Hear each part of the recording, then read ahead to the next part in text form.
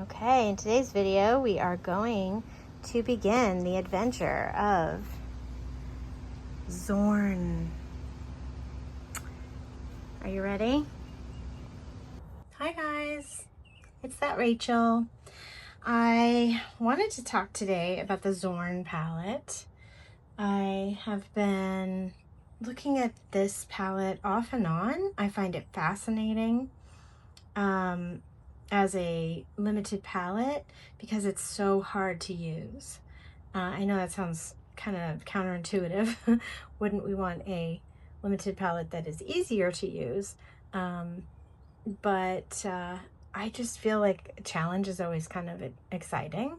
And I love how this works for portraitures in oils. And this artist, Zorn, I'll put his full name. I'm going to butcher it, so I'm going to put his full name on the screen.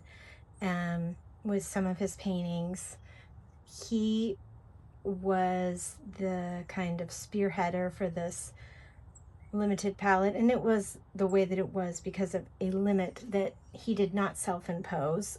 This was just what he had available. So I am trying to make a Zorn palette for watercolor. This is not anything groundbreaking. I am not the first person to do this. I have watched several videos of people who have done a good job, but there aren't very many videos on this particular subject of the Zorn palette and watercolor because it is a difficult palette to make work in watercolor in an impactful way because we don't use white.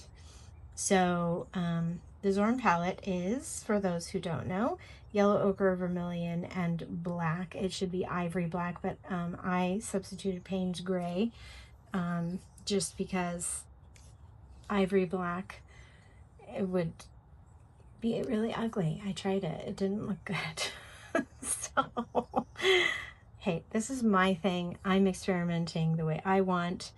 I'm clearly not a purist. I have several different choices for the yellow, the several different Payne's grays that I've been looking at, and 2 reds is all I have for this particular style of palette, a more muted palette, which Zorn is. So I wanted to kind of look at each of these choices and then see which makes the prettier kind of green, because that's all I care about is the green. I did a short with the experiment when I started. So I did these 3 colors. It's the vermilion Holbein, and I have the yellow ochre is also Holbein, and the Payne's gray is a Michael Harding. So that's the Michael Harding Payne's gray. It's kind of got a nice blue tint, but I wanted to try these other 2 Payne's grays just to see. I have a Sennelier and a Daniel Smith as well. And then I have this Cadmium Red, which is really old, and I hope it doesn't kill me when I use it. And then for the yellows, obviously I used the yellow ochre, but I wanted to try also this one, which is a Ochre Icicles Lemon. I don't know anything about this color, but I think it's similar to the Chromium Titanate Yellow. This is a PY43, and the Titanate Yellow, oh, never mind. It's not even remotely the same. This is a PBR 24. This, okay, so maybe it'll be different. That's PY43. That's, wait, that's gold ochre? No. Yeah, that's gold ochre, because this one's also PY43. So, Ochre Icicles Lemon, and maybe it's just a fancy name. Anyway, Michael Harding's got to be fancy. And then I have a Gallo. This was my only tube of a Gallo. I can't put it in a pan. I have tried, and it hardens like a rock and is impossible to re-wet. It also fell right out of my palette almost immediately upon drying. So, and then this is not obviously a yellow ochre, but it has a similar function in painting watercolor. I personally, it's like a Naples yellow to me, just darker. It's kind of like Naples yellow deep, I guess. I don't know why I'm having trouble understanding what I'm saying, but there you have it. So let's go ahead and look. This is what, let's see, let's look at the experiment that I did. This is the experiment. You can see the different mixtures that I made. I made a wonderful orange, a muted purple, which I think is really pretty. You can see the green is green. It's just very muted green. And then it was very, a kind of stylized botanical type painting. And it was fun. I did a short on that. You can look at all, I'll go ahead and I'll link it in the cards. And then I found my colored pencils that matched exactly, which I was just so floored by, because I have the Holbein Vermilion, this is Holbein Vermilion watercolor. And then I had the gold ochre polychromo and the Payne's gray Caran d'Ache. So I had a lot of fun doing this. And so I'm gonna do a bird today. We're gonna do a bird because it is another day that ends in Y. And so birds are the thing around here. So we're gonna I'm gonna not talk, I'm gonna just put on music and I'm going to try the different colors. I might pop in to talk now and then. So I'm sorry if I lie to you here. Who knows what will happen. It's like a mystery. You should watch. You should keep watching just to see. Also, because everyone has to say it's the obligatory phrase, like and subscribe for more. Okay, there you go. So I'm going to do a couple combos. We'll see how it goes. And I'm just looking for the purest green. That's my goal today. Purest green in the Zorn palette that I can get, with 3 choices of Payne's gray, 4 choices of yellows, and 2 choices of reds. Okay, let's get to it.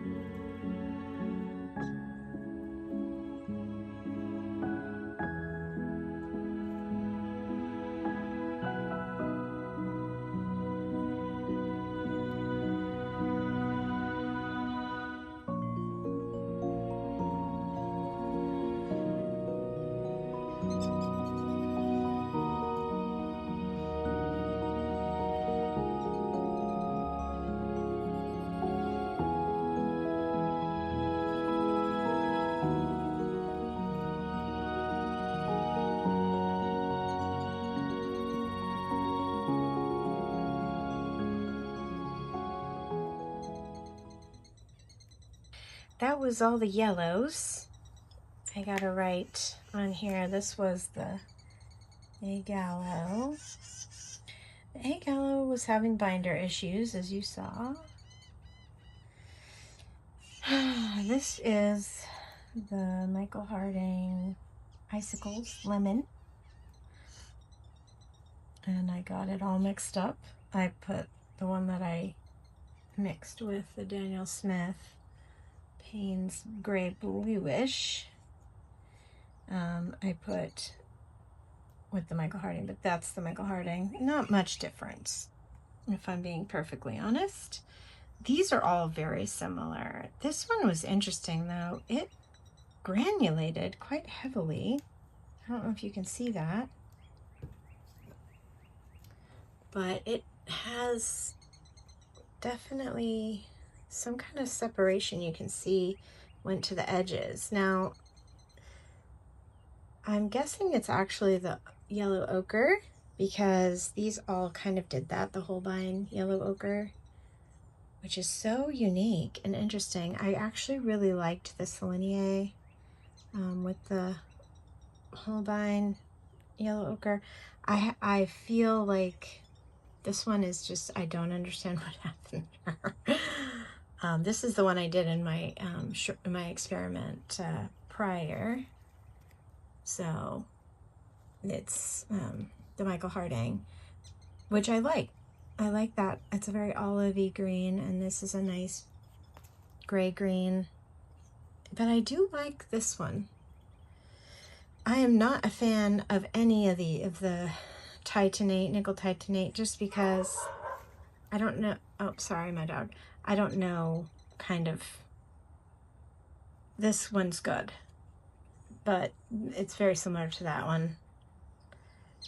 Maybe you guys can't even see the difference. I don't know. I do like the Daniel Smith Payne's Gray Bluish with the Michael Harding Icicles, and I like it with the Michael Harding Payne's Gray. Obviously the Egg Aloe, which I'm kind of bummed about because I can't put it in a palette. So, but I'm gonna do the reds now, just for fun. We're gonna see the two reds with the different Payne's Gray. And then I already did the Michael Harding, but I'm gonna do them again for you guys because you're just great and why not? And yeah, so that's the yellows. Now let's do the reds. There's only two, so it'll be quick. I'll be right back.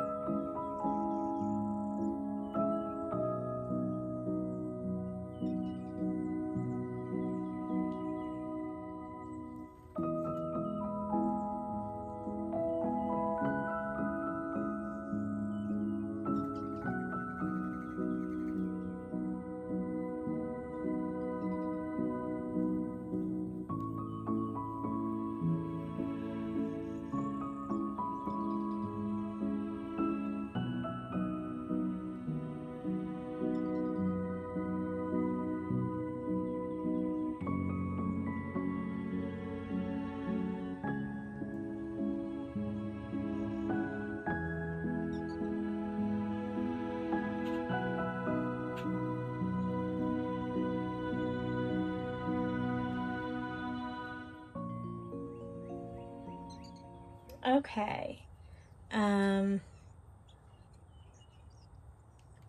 I tried the, so wow, you guys, yeah, this is Winsor Newton. Could you get any redder? Cadmium red.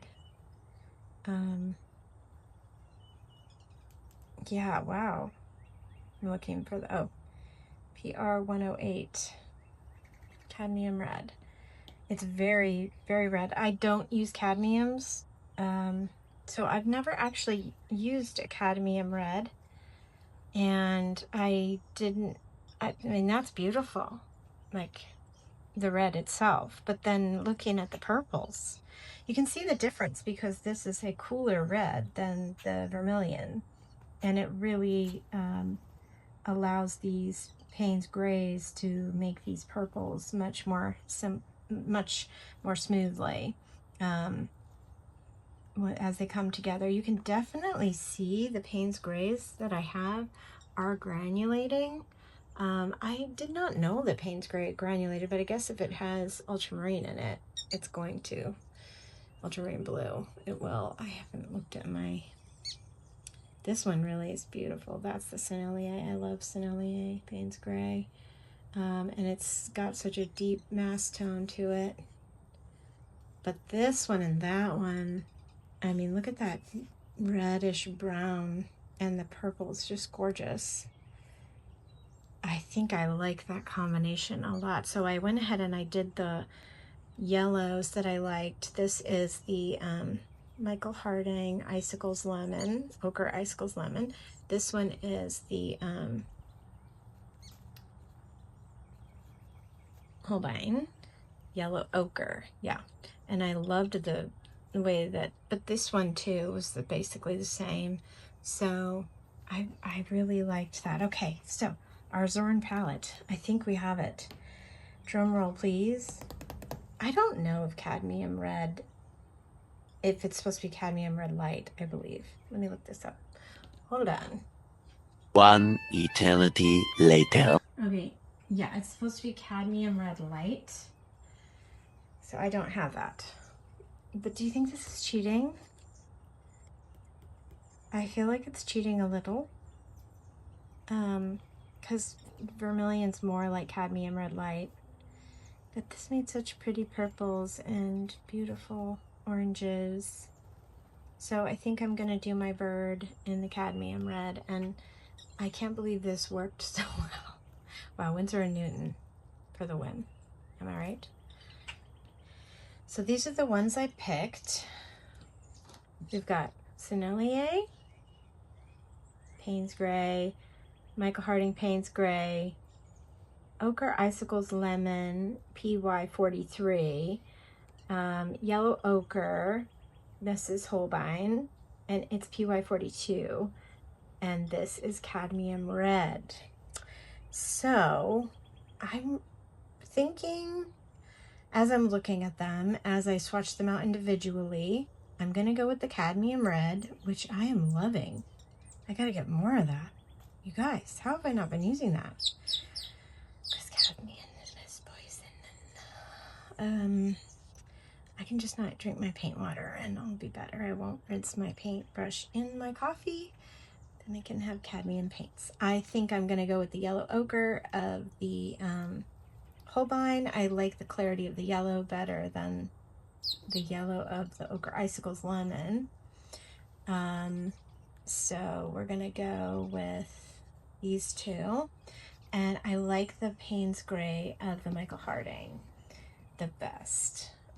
It's the most blue to me as I'm looking at it. This one's a cooler Payne's Gray, which is gonna, obviously that would be fine. But I'm feeling the Michael Harding. I am. And it did really well making greens for me in my test with the Yellow Ochre. The Yellow Ochre Holbein. So we're the same as our test and our short, and we're going to go ahead and we're going to add in the cadmium red just for fun, because you guys, okay, Now we're gonna do a bird. This is exciting. I'm gonna do the bird in another video, but I will link it with this one. So they will be out at the same time, but they're gonna be 2 separate videos. Otherwise it'll just be too long. So, okay guys, we'll be back. To be continued. Bye.